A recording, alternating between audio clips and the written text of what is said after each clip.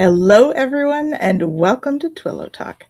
I'm Tanys Coughlan from the Twillow Lifestyle Community, Twillow Lifestyle Academy, and I'm joined by my beautiful co-host, Jennifer Jurkofsky from My Holistic Self. Hello, hello. And how is everyone today? Yes, how is it going? Well, we have a happy Monday from Melanie. Welcome, Melanie. Hello to you as well. And from Kaylee, we have, she's been spending the afternoon listening to the astronauts going around the moon. So cool. Fun. That's interesting. Very cool. Yeah. Hello, Leah. Welcome. Hey, Leah. Thanks for joining us. Good to have you. So, yeah, what have you been doing today, Jen? I was actually on with Gerald earlier today, and we did a laugh and learn about regulation. So important, especially right now with things being what they are in the world, to really recognize what regulation is, what it isn't, what dysregulation is, what it isn't, and how sometimes we are really just kind of dysregulated, not being complacent in terms of everything that's happening in the world today. So it was a really great talk, and I look forward to continuing it next month. So beautiful. How about you? What was I doing? Well, I was doing a little bit of HR work, and then I was preparing an orientation package for new teachers for the academy. And so, yeah. So we have new teachers coming on. Stay tuned. We'll be doing lots of intros and all of that stuff. We have there's about 8 of them. Well, there's 8 of us, 9 of us. So 9 of us. It's exciting. All to say, it's exciting. Me and 8 others is what I'm trying to say. Wherever you are. This one here is in the 8. And we have, of course, Jacqueline Richards, who's also been on the team for a while, and then we're adding some more. So stay tuned, lots of new programs to come with that. And we have Shem joining us. Hi, Shem. Welcome. Thanks welcome. Leah's on the couch with ice on her ankle, a cup of coffee, and a civilization game to play. Listening in. Aww. Thank you. Hopefully your ankle is okay. Yeah, we'll send some healing to you there if you're up for that. Absolutely. Later on. And I suppose I could give you the space weather. What's going on in the space weather? If we're up for that. So here we go. We have our frequency monitor. So our Schumann is up around moderate. It is actually 48. So it is high, of course, when you look at our usual Schumann being 7.8 hertz. When we look here, we have our KP index, which is, relatively low at the moment. So that's kind of, I got stuff popping up all over the place here. So yeah, KP index is fairly low. We have our solar flares, which we've had some M class, right? Day before yesterday, one of them yesterday. We've had some M class solar flares. So those are sort of steady and steadying out now. We've got some lower stuff here now. So we should feel a little bit better. But let's see what Jen has for the neutrinos and our transits. Absolutely. I just had the door shut. Now the dogs are like, I want out, because that's how they roll. So of course. It is. All right. So as of yesterday, we entered into the gate 51. I didn't even grab my cards. I was like, oh yeah, I'm ready. No, I'm not. And I just dropped the rest of them on the floor. We'll fix that in. This is how it's going today. How is everyone else doing?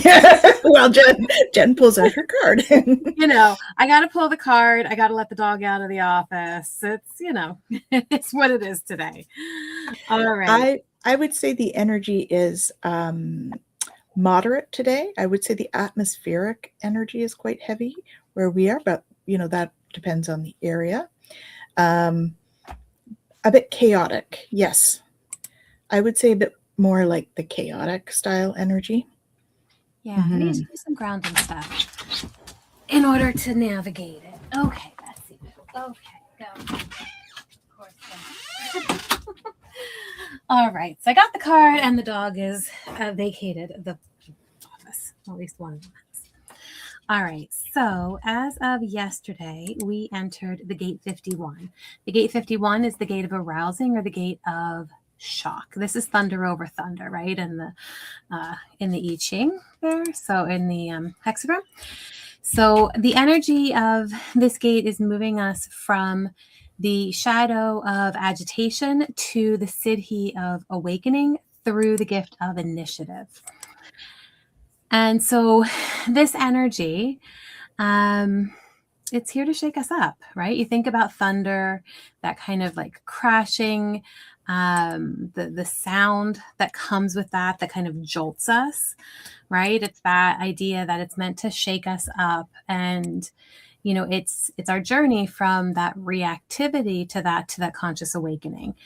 And so the transit is asking us to look at where we avoid risk or discomfort, how we respond to sudden change, maybe where fear blocks our forward momentum. And in doing that, we have to look at this shadow of agitation, right? So there is that shadow whisper voice of like, something isn't right. There might be a restlessness or a reactivity.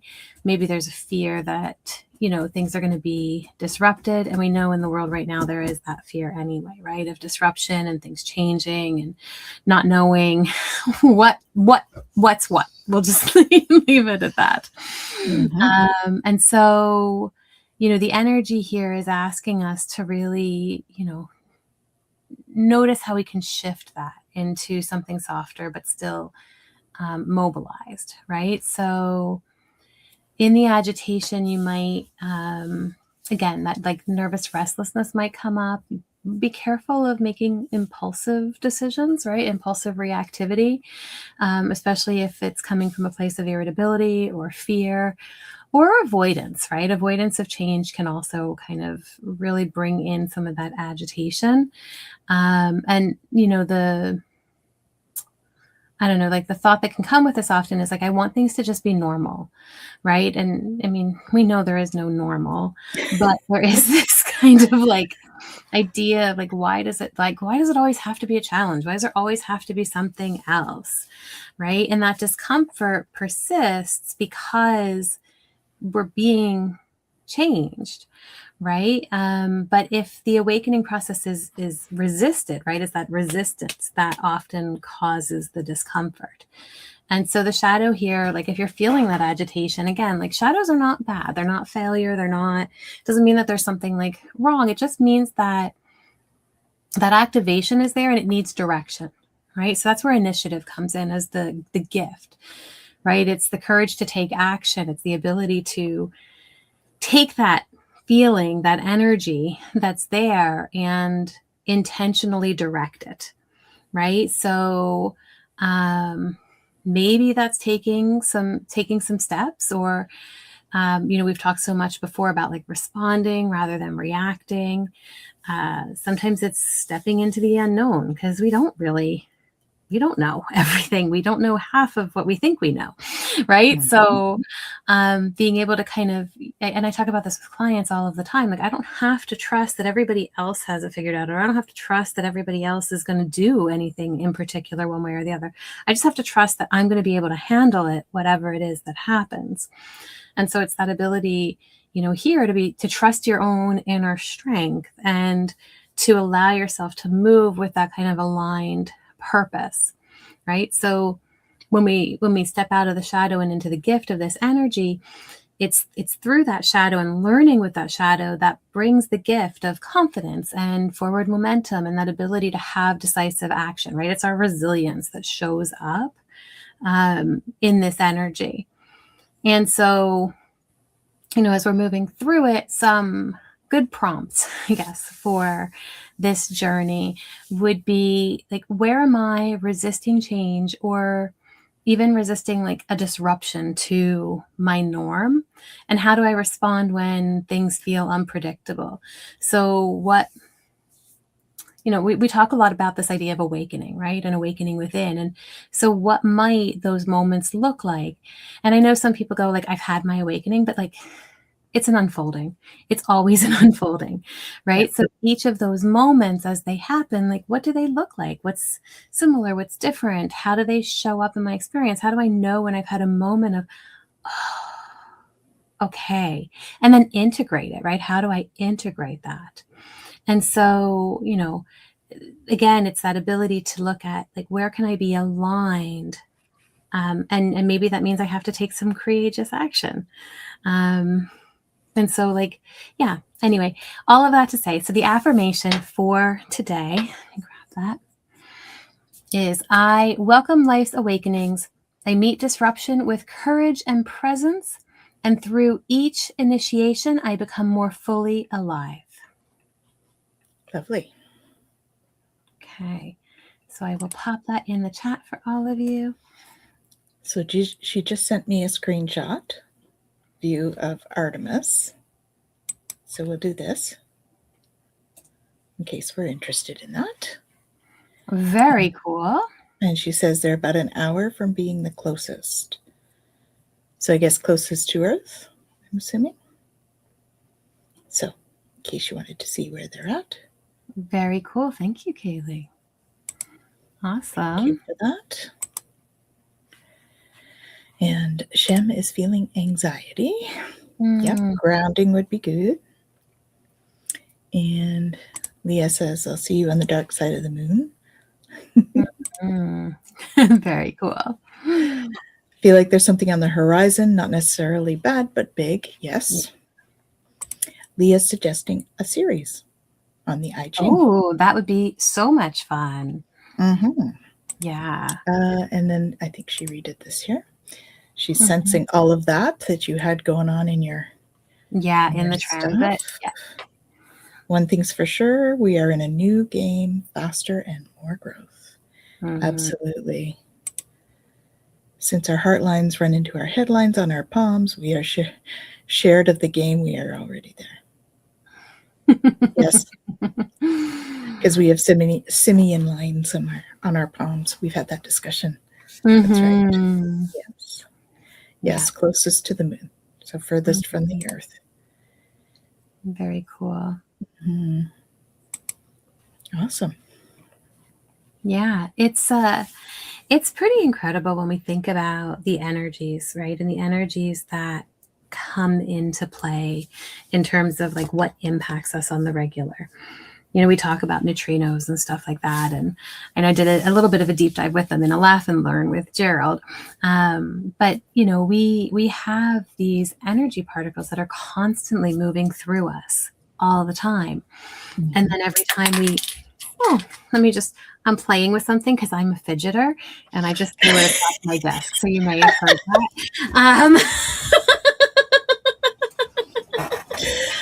It is what it is. What can I say? I mean, I have my days. That I do that. Yeah. A lot of changing gears, but a lot of times, like I have my ring and I will spin it, and it's like one of my thumb rings and stuff, which is great. Except that one of the little pieces has opened, so I don't want to play with it too much. So I've been playing with hair clips. So anyway, periodically they fly away from me. So I digress.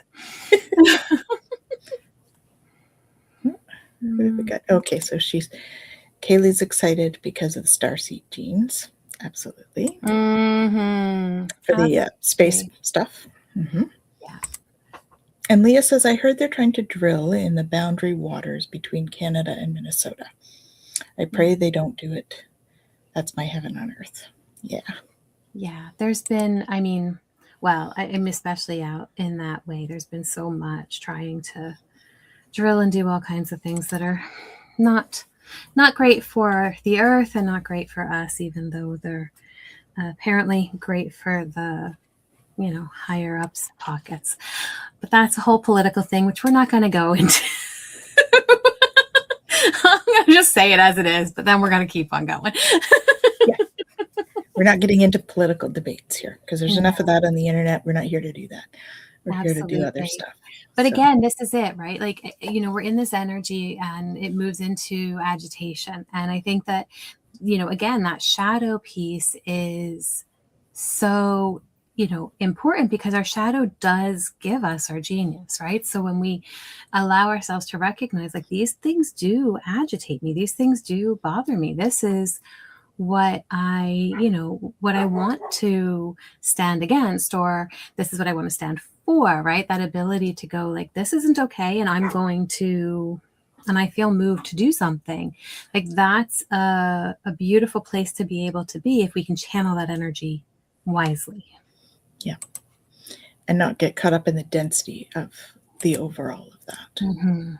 Because that's where we just bring ourselves down and we're not doing anything to help. So yeah. And it is tough. Like, this is one of the things that Gerald and I were talking about on the show earlier today on his Laugh and Learn about, we often get into this place where we feel like we're being complacent, but really, like, our systems just can't take everything all the time. And so, if we're able to recognize, like, okay, I'm feeling this agitation. Like, I love the transits and the way that they bring us through the shadows in this way, because it's another way to notice, like, if I'm out of regulation, what might be being triggered or what might be coming up for me. It's like, oh, okay. So if I'm feeling this agitation, one, it's collective. It's not just mine. That is a beautiful thing to be able to go, that immediately is going to help with some levels of regulation right there, right? Yes, exactly. But then also it's like, okay, if I'm feeling into the collective agitation and I recognize that I have some of my own personal agitation, I can do something with that, right? Now, all of a sudden I have some capacity to be able to, like, navigate that energy, and so maybe I am going to go and really make sure that I enjoy nature. Maybe, I know a lot of people are going out and doing different things that bring them joy and that light them up in order just to bring that energy into the collective. So, I mean, I think that that's a beautiful thing that we can all do, especially when we feel powerless to do a whole lot else. Yeah. So what Leah said there, right? Prayer is strong, and when we do it together, it works. Right? Absolutely. Absolutely. And so the more we're putting that into the world, the more space we're holding for it, the more that can expand. And I'd much rather be holding love and than holding fear. That's so. Yeah, exactly. I was playing with banners. Sorry. Oh, that's okay. I got to say, Nalani, I'm going to warn you on this one. I've been praying for patience regularly. Good for you for wanting patience, but remember, we don't just get patience. We get opportunities to be patient. So if you feel like your patience is being tried, just know you're being given opportunities to be patient. Yeah, sitting in gratitude is great. Yeah, especially when it's hard. She says, aha. Yes. We have to be careful what we wish for. Yeah. It comes at us. Absolutely. Absolutely. Triggers belong to me. Change is the opportunity every moment. Absolutely. Absolutely. And understanding ourselves is how we decide what to change when. Yeah. Yeah. And it is. She says she's a swear bear when she drives. Oh my. Well, there's, an opportunity to work with that agitation. So do I have to go and do a whole bunch of curse removals? Because that's what happens. Oh, you've been hit a lot. Okay. So a little bit of fear Okay. there. Yeah. So you're expressing fear. Yeah. Ho'oponopono for clearing. Absolutely. Yeah. I swear by it. Yeah. That's a wonderful, wonderful, wonderful tool. You know, venting. Melanie calls it venting. Okay. Mm-hmm. Just keep in mind, folks, when you are venting like that, you are also projecting. If you're doing the driving swear bear thing. But, Yeah. Well, and it's energy that you're in, right? Mhm. If you're projecting it out, or if you're, I mean, even if you're sitting in it, like it's energy that you're feeling. You know, I used to do kids coaching kind of stuff. I've moved away from the children's side of it, but one of the things that we would do is use stories, right? And you know, so just that example of, like, if I were to say something mean, right? Like, and I'm not going to tell the stories because, but the idea is, like, you could see the spots that would show up on the person. You're like, oh, like I just put that on that person, right? And then throughout the story, like, all these things are happening, and then they come back and they look in the mirror and they're covered in spots. Like, wait, what happened? And it's like, well, every time we do that, we also receive it, right? And so there is this understanding that, like, yes, we need to express ourselves, and yes, we need to get some of those things out, but how we do it matters. Yeah. I'm not sure that this makes that much of a difference, but they won't hear you at least.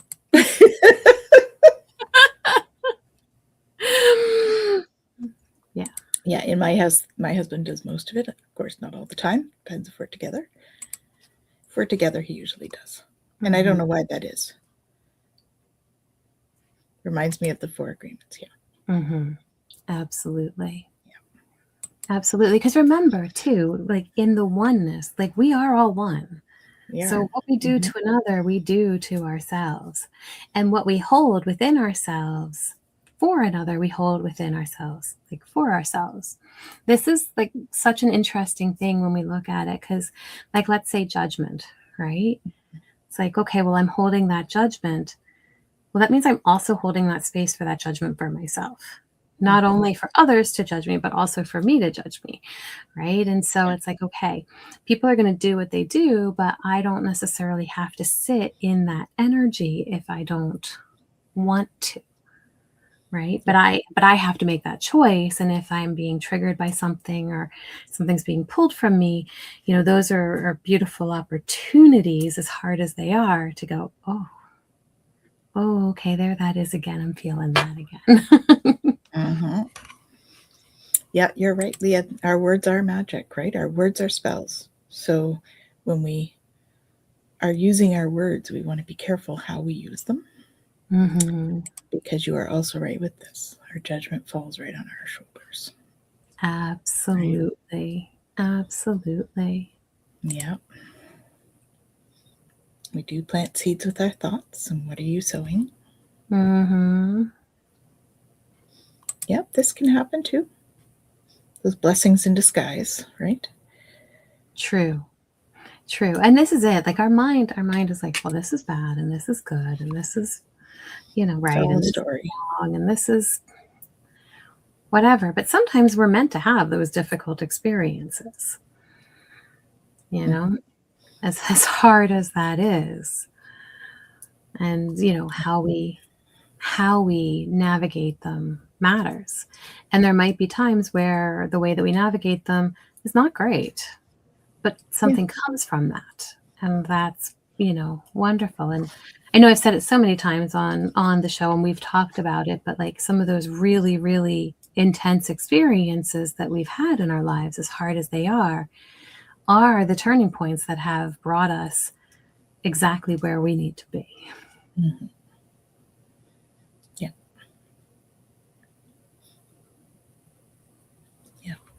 Yeah, it's pretty amazing, the transformations that are happening. Just thinking about all of that, you know, like the transformations that are happening within each of us during this. Like, so many people are noticing a difference in how they're seeing things. Some, it's like more agitation, more judgment, all of that. Others are more like, okay, I'm just going to sit. And then they start to, realize more about what's happening. Oh, there you go. I wonder what star family I have the most resonance with. How do you learn this, please? Well, you could do a report that Jen has on her website. Shameless. She has this amazing starseed report that you can do. Yeah. I don't think that's what it's called. What's it called, Jen? Yeah, if you go to, you're going to go on Passenger Consciousness, but you can get to it through the starlitpaths.ca. Passengerconsciousness.ca, you have the opportunity to put in your information, and then you can get a lot of human design stuff in there for free. But the other thing that you can get is the Starseed Guide. And so the Starseed Guide has like 3 different kind of components to it. I don't know, Tanys, if you scroll down, I'm pretty sure I put it on the website. Keep going. It's like down a little ways. The information about it. Oh, maybe I didn't. No. Oh, sorry. You're not on the right page. My bad. My apologies. Up at the top, there's links, and it says get your free chart. So, yeah. In there? Yeah. So right here is where you can put in all of your information. Just leave it HD traditional, and you can put in your birth information, and you'll get a ton of free human design information in there. And then if you scroll down, because this is just telling you all of the stuff that you can get. So you can get some free audios, you can get some free reports, and then there's that one, it's like $5. This is the Starseed one. So the Starseed one comes with the 3 different sections. So you get your star message, which does it's mostly astrology, but it does your sun, your ascendant, and your, I want to say moon. I have to remember. I'm pretty sure. With your star seeds and the star seed information. And then the rest of it is astrology. And then you get your star seed frequency. So the key frequencies, that is based in your gene keys. And it's your life purpose, your evolution, your radiance. Purpose. So life path, evolution, radiance, and purpose. And those are all connected to the star seeds that are associated with the particular keys that are a part of that for you. And then the whole last section of it, which is ridiculously long and probably should be its own book, but I put it in there anyway, is constellations. I called it Constellations for Your Soul, but it's all like how to read the deeper nuances of your chart.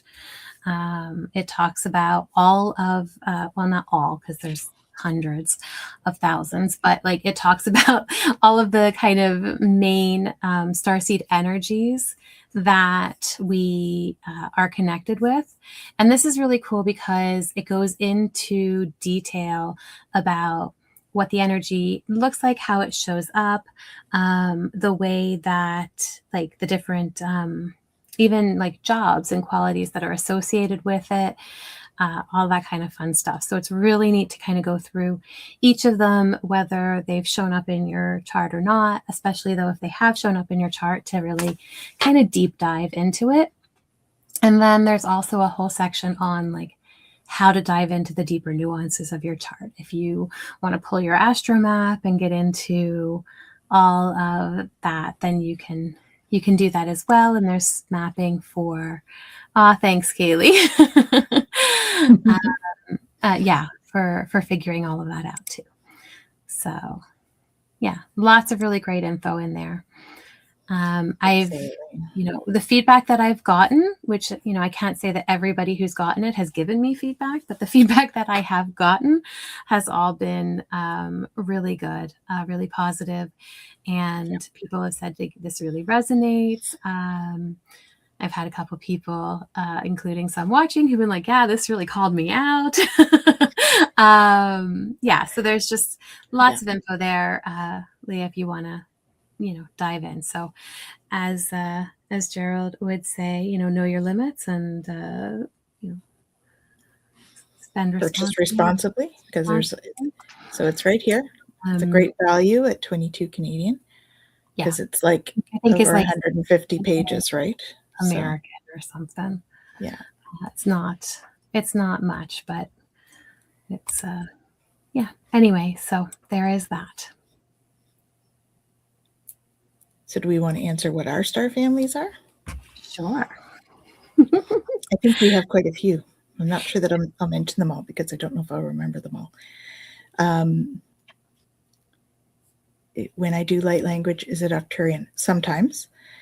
Sometimes it is Pleiadian. I'm very connected to them. I do a variety. I actually have been doing the Uri and the Procyon as well lately. So there's a variety. It depends on who's hanging around and what it's for. Yeah. So speaking of those, I do have Procyon as part of my star family. I am strongly related to Pleiadian. That is one of my primary ones. I think I do have some Arcturian. I've had one lifetime in, I think, Sirius B. Venus, I believe. I don't remember all of them, but those are some of them. I remember when we first sat down and started doing some charting and figuring it out. And it was like every marker that was there. And I thought, okay, this is wild. Because there have been so many. And, the Lyran legacy is, I think, for me, has been kind of the most connection I've felt in terms of all of the different lifetimes.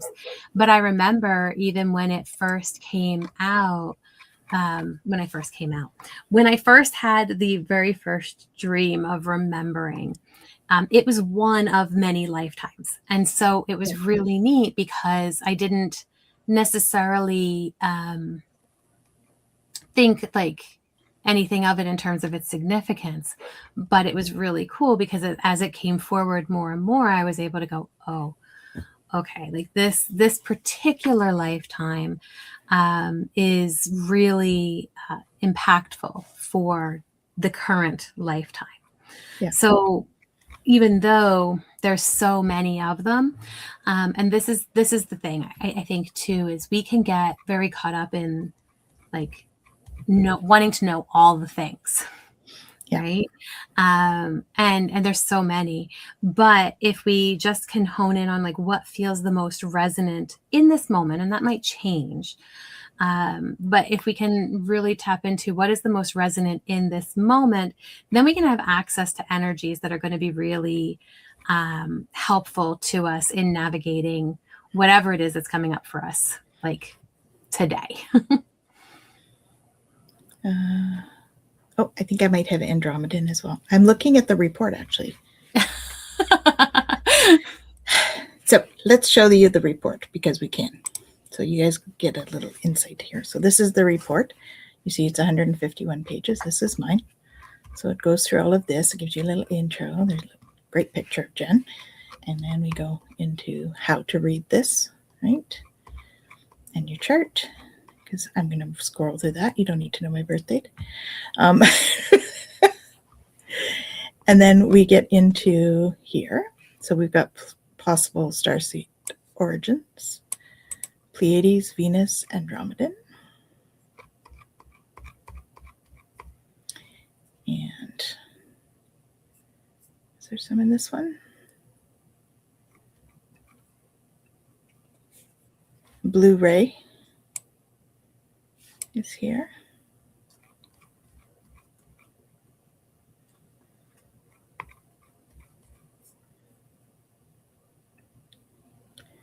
I'm sort of scrolling through quickly, so Mhm.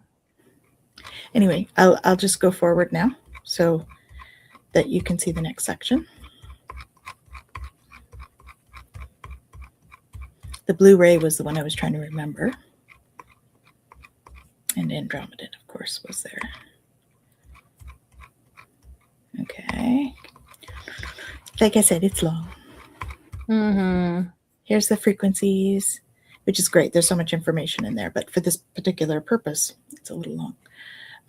Yes, so Pleiadian and Andromedan here. This is what I was looking at. So each one will have like sort of a, if you have a certain gate and there's something related to it. So here's the Andromedan again. And so that's how it looks anyways. She goes through all the gates here. This is where the, Pleiadian, Arcturian, Blue Ray, and Starseed. So Blue Ray's there.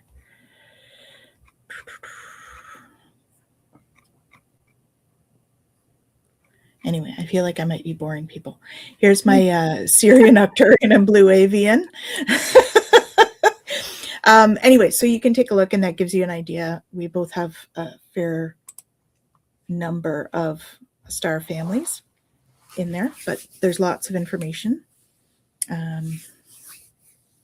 So yeah, that's kind of gives you an idea. That's a great place to figure it out. You find it out in your astrology and your gene keys. It points to those things, as well as memories, right? Oh well, we have some Blue Avian in common then. Yeah. Oh, very cool. Yeah, like Jen, I have more memories. So Jen's book is she's Lyran in there, but for me, I'm Pleiadian in there, and I tend to have more memories of that lifetime than the others as well. Those ones seem to be coming back, and of course, when I read Jen's book, they were definitely brought forward. So for me, nice. It was AI, but there was a familiarity to it. Yeah. What else did I miss while I was fooling around with my report? Yeah.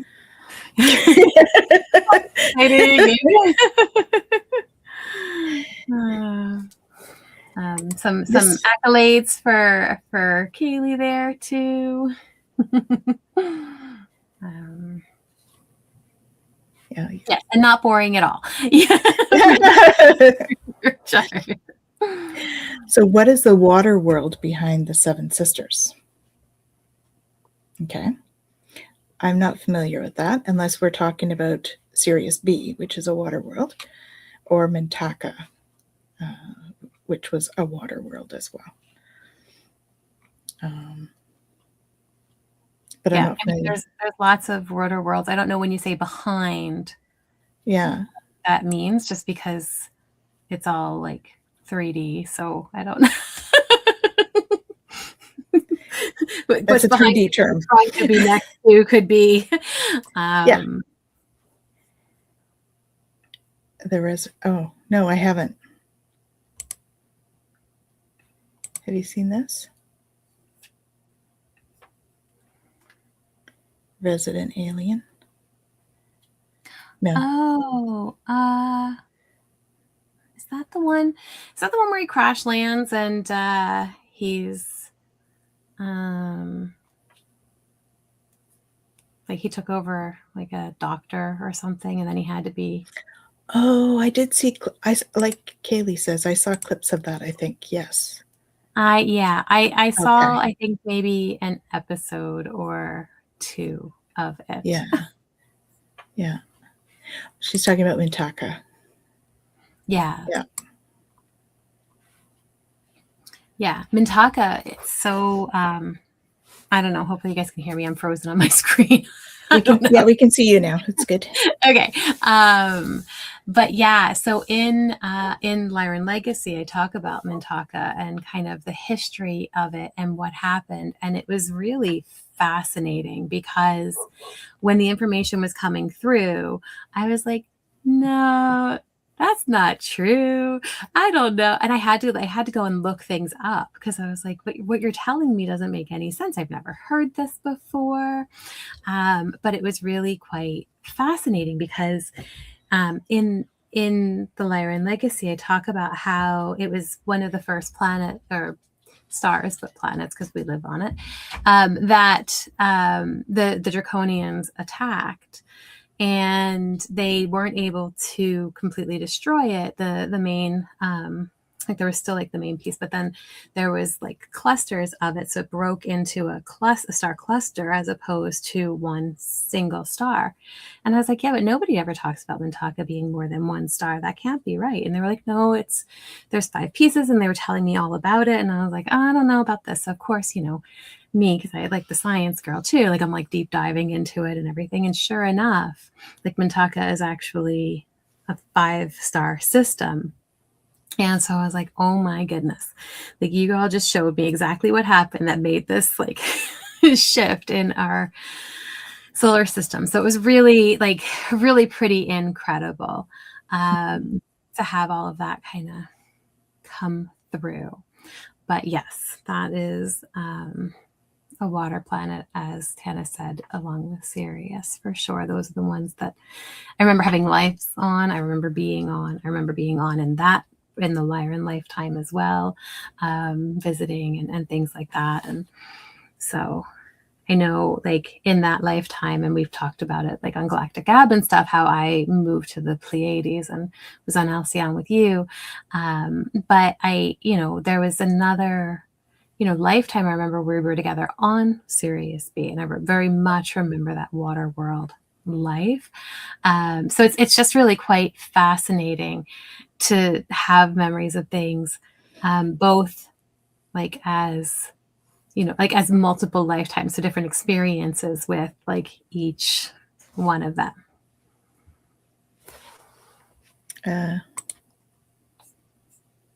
Do Lyrans live to garden and flowers? I don't know what that means. Oh, love to garden and flowers. Okay. That's interesting. There is a scene. Yes and no. But the Lyrans were called the cosmic gardeners because they literally gardened, if you will, the cosmos and the races in the cosmos. And so that's like an interesting thing for that to come through for you, because that was definitely a part of yeah. What they did there for and what they still are. But yeah, so they're the cosmic gardeners. But yeah, not necessarily just in gardens and planting, flowers and stuff like that. I think every race has, those who like to do that, but that wasn't specifically, everything that they did. It was definitely a big part of mine when I was in the Pleiades, because my mother was a herbalist and a herbal healer, an energy healer. And we would go all over the galaxy and bring home samples of plants for the healing garden, so that we had like almost this like a repository sort of thing of plants. And so when we would successfully create like a seedling from it, or we would dance around our greenhouse. We had this big greenhouse that became the what do you want to call it? I guess classroom. It was a class. It was one of the classrooms, and we would teach about plants in there along with all sorts of other things, because it was just a beautiful space to be in with all of the different plants. The energy was amazing. And absolutely. Have we known each other before? Possibly. Were you there? It would not surprise us. We seem to have, what are we up to now? About oh golly, maybe I don't 10 know. people that have been in that book. Yeah, from all over. Yeah, all over the world. Yeah. They keep coming forward. Incredible. Like just meeting people and being like, I know you, and being able to know that energy, and yeah, Kaylee's like a dozen, give or take. Yeah. Oh, interesting. Oh, very cool. You might have been. Mm-hmm. Mm-hmm. Absolutely. But we're glad to have you as well. So, absolutely. It's so neat too. Like when Tanys was saying about like, hey, Jack. Hey Jack, thanks for joining us, the classroom and all of that. And so, we were part of the Celestial Academy, right? So we all went to the Celestial Academy. And I think that there's even, people in this lifetime here who have been called up to do some learning with the Celestial Academy and stuff. I've heard, different people talking about things and as they're talking, I'm like, oh, okay, I know where you are. Right? They were maybe in an interstellar learning gathering or part of the Unity program. And so, I one of the learning gatherings was at the greenhouse, right? And I say one of, like, more than once we were there, but that's like one location Tons of them, yeah. Where we would go. And so I wouldn't be surprised if, if maybe going through part of that really resonates for you because you may have been there. Before I fled the Draconians, I escaped, but they destroyed our world. So were you Lyran, I would think. Yeah. Do you have memories of that Lyran lifetime? Because Jen, that was one of the big ones for Jen, was when she viewed them destroying her planet. Yeah. And it was with both our parents on it, which was sad. Oh, she does. Yeah. Yeah. I think that this has been absolutely. When we talk about like the healing journey and things like that, coming to understand like what happened and seeing it again and being brought back to that memory of when the planet was destroyed. I feel like that whole process of that life coming back, but very much the memory of what happened there really significantly changed a lot of what, who I am now. I've been through a lot in this lifetime as well. Here goes another doggo wanting out. But I think that we realize that we hold these energies from these other lifetimes and we don't always know, the impact or what they are. And this is where understanding more deeply what those lifetimes are all about can really help with the overall healing process.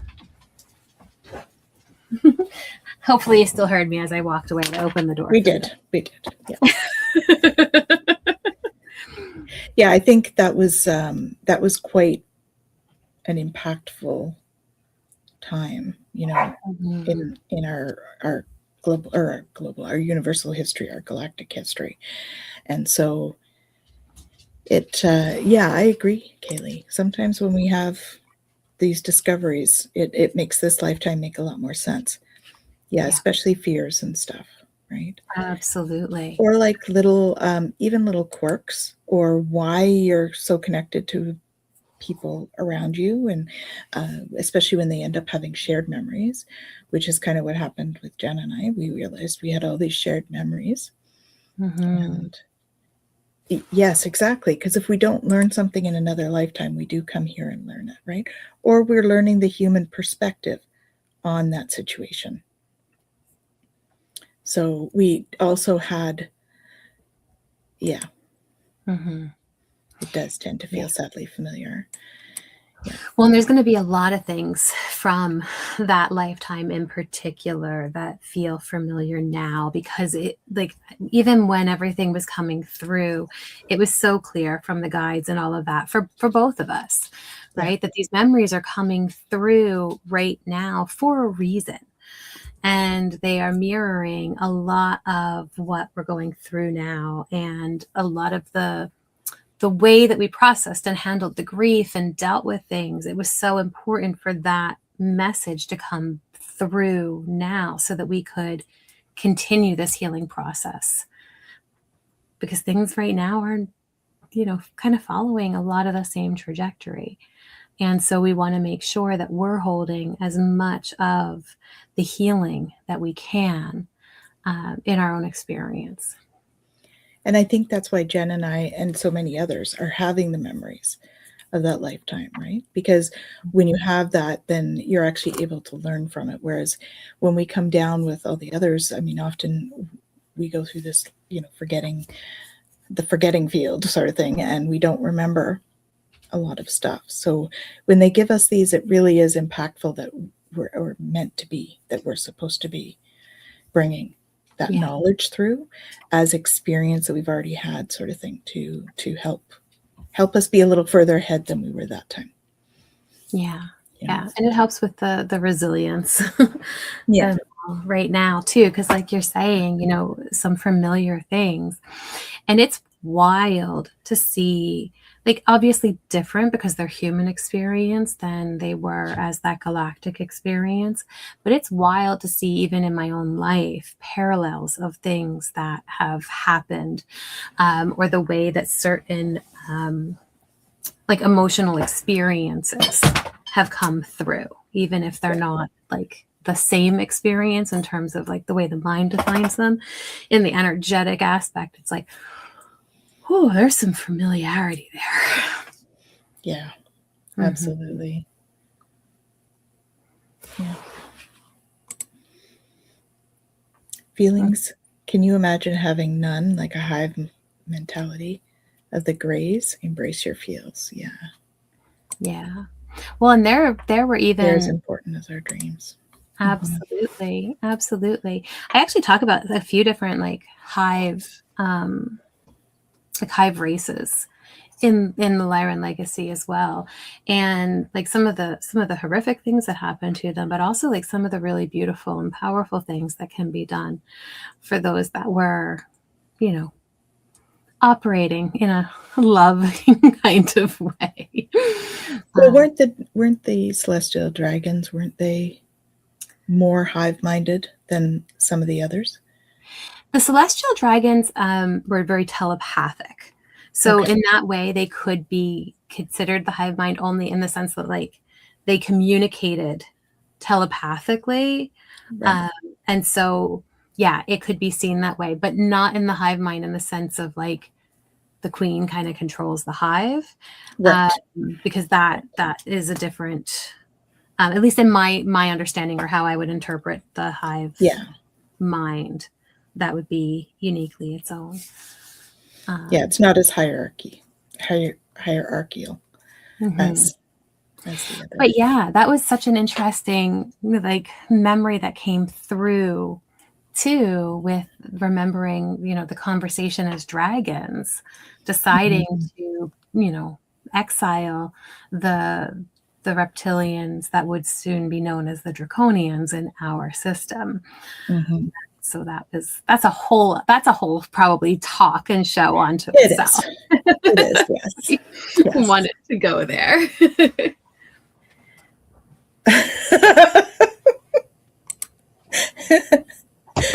Leah says, I feel like this show is an amazing ride. Step right up and buckle in. We're riding in the stars here. I love it. Awesome. Thanks. Yeah, Kaylee was there for that memory too. The draconian, like the sending them through the portal. Yeah, that was I mean, there's so many interesting, when we talk about too the balancing of all experiences, right? Because we're here to have all of the experiences. That's why we incarnate in these individuated sense of self meat suits that we have, right? And so we've talked about how, like, I've had that Lyran lifetime. I also remember having a draconian lifetime, and part of it was my soul's wanting to be able to experience both sides of what that was. Obviously, you know, they were different times and all of that, but it is an interesting thing to be able to see how like all of the experiences that we have play into the way that we see the world and the way that we interact with each other, and all of the, you know, baggage, if you will, that comes with us. Yeah, and you know, you're talking about seeing both sides. I mean, that's what happened to me with the witch hunts, for instance, the witch trials. So my guide showed me that I was like a witch that was like, I think I was hung during the witch trials. And then they also showed me that I was a bishop that played a judge in the witch trials. And so it was like, when I saw that one, boy, I had some healing work to do on that, seeing both sides. And it was quite an emotional one. Yeah. Absolutely. It was fascinating. But we do tend to do that, right? We play those two sides of the coins so that we get that fuller understanding of what it's like. So, yes, I do work under my pyramid. You don't need to get that personal. But yes, I actually do crystal baths in the pyramid for people. So I have large crystals that I place around. And then I do Reiki or energy healing work as well while they're having a crystal bath. And then I'm doing light language and, you know, using the crystals on them, as well as light language sigils and that sort of thing. That's what I do. That's the kind of healing I do under there. So yeah, Kaylee's had one. So yeah, that is, I do that. Oh.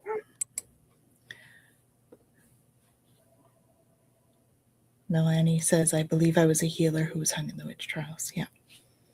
That's what witches were. They were healers. They were wise women. Yeah. And, you know, it's a thing. It was a thing. And I think a lot of us came into our concurrent lifetimes, like this time, with some baggage around that. I know I had difficulty stepping into my ceremonial and ritual kind of life, or that part of my life, because I associated it at a subconscious level with the trials. And it was, I remember even before I started my spiritual awakening, so to speak, I was in Massachusetts and we were right near a witch store. And I saw the store and I was like so excited. I wanted to go in. And then I got to the door and I stopped and I was like, I want to go in, but I can't go in. Why can't I go in? I don't want to go in, but I really want to go in, but I can't go in. It was like this whole like, I don't know what to do here. Yeah, but it's and I didn't understand at that time what was even going on, because I hadn't had any memories. I didn't have any of this stuff. So it was a fascinating experience. You know, now I understand what happened. That was my subconscious, or my soul memory going, oh, you really want to do that? Because last time we did that, we got killed. Do we want to do that today? Well, and it's so fascinating too, like that idea of, like stepping into your power, right? Like that whole thing. We've talked about it so much, even just in things like the show, and like that ability to put yourself out there to be seen. And I remember like in the beginning being like, I don't want to do that. I don't want to be seen. I don't want to. And it is that wound that we have from these trials where we've been, generally speaking, put to death because of having, these different kinds of powers. And so it's a hard thing to be in a place where, you put yourself out there, even when you know that we live in a different life at this point in time, right? And so those, healing the we call healing the witch wound, right? Like what that is and what that looks like, and our ability to really understand the trauma that brought forward. Yeah. Yeah.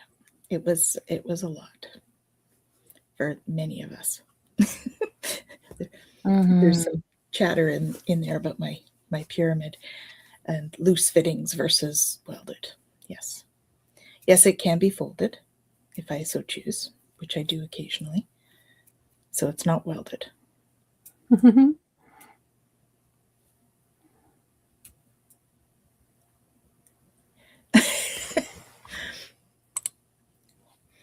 I'm excited for balance to be restored. The world is like a bachelor pad funky and disordered, but can be fixed. Sorry, I'm shouting.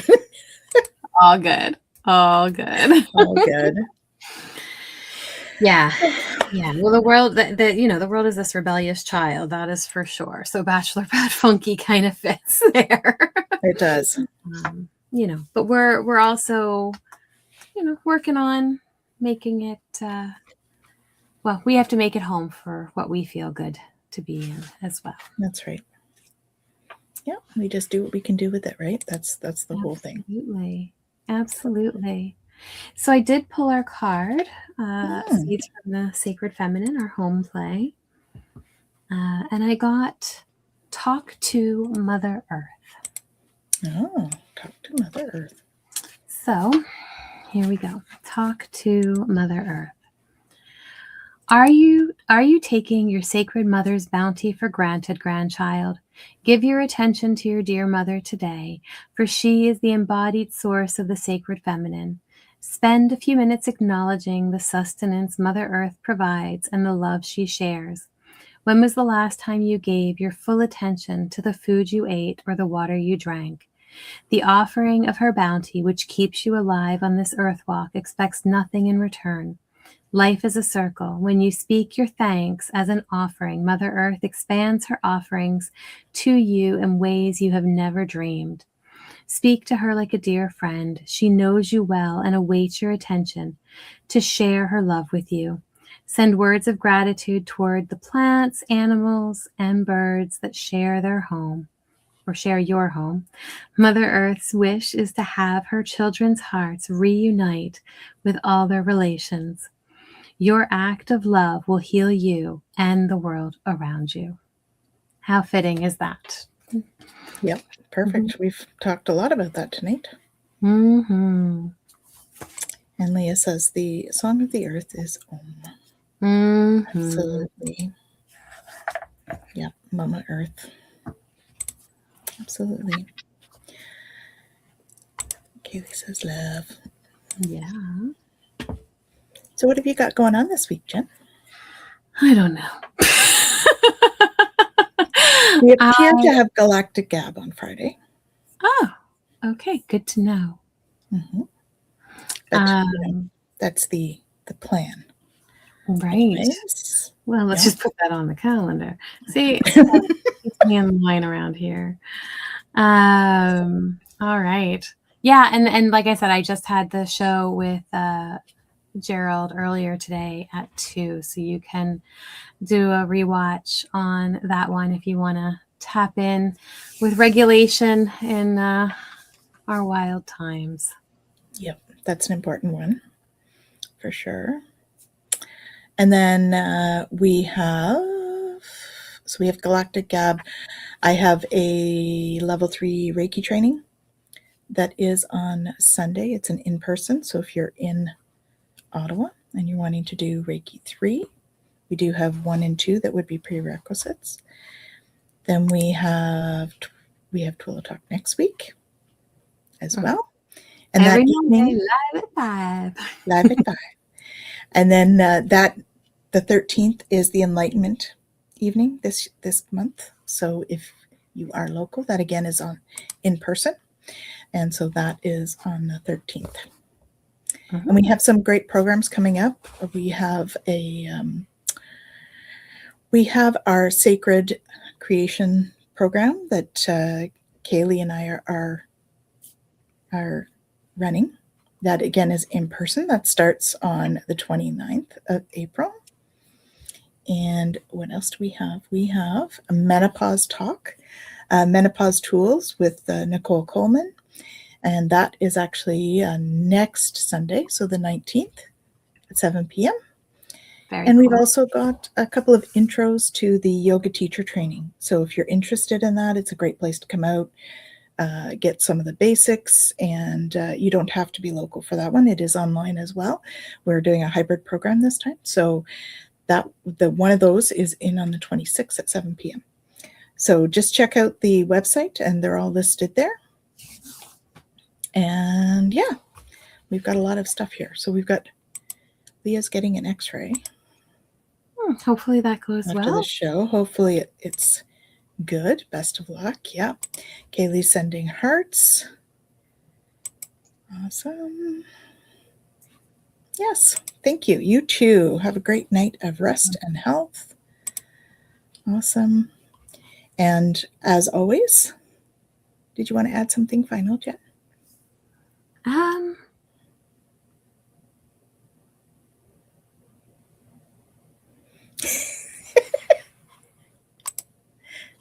It's so interesting because it was like, no. And then I got yes. And I was like, okay, what? And then they're like, like, what do you mean? You're the ones that told me to stop and ask her. So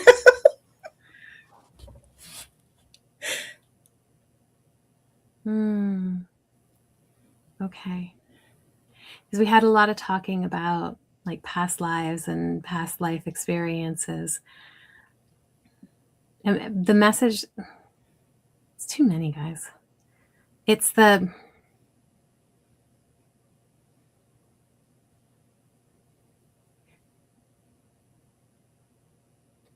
it's good to be curious, but don't let that consume you. Take the time that you need to integrate whatever comes forward. Allow things to unfold in a way that feels sustainable. And that's going to be what helps you to know what you need to know versus what the mind thinks it wants to know. That's going to give you the information that you need to truly live aligned and integrate whatever life is impacting you now. Okay.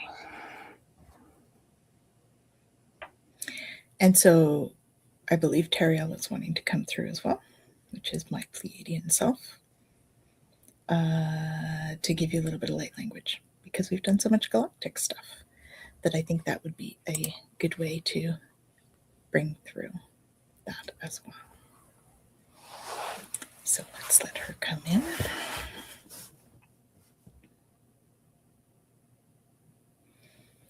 Ayatanaya satia tokorikia manaya. Askatataya tika nanaya tiskatanaya suriki anti. Aya tatakia tataria tutorikiti. Imita takaraya tiskatanaya tiskatatakoria tikatan. Alaya tatutoriki. Yanda tira tiketia nanaya utiti. Ishkita turiki anaya tutukororiki tanaya tiketai. Ayana yatiti. Ashkata yatatanayati ayatataya. Orimiaya. Yeshitki.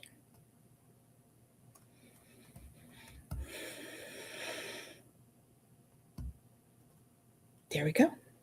Beautiful. Thank you. Thank you. Cool. Oh, that's nice. Thank you.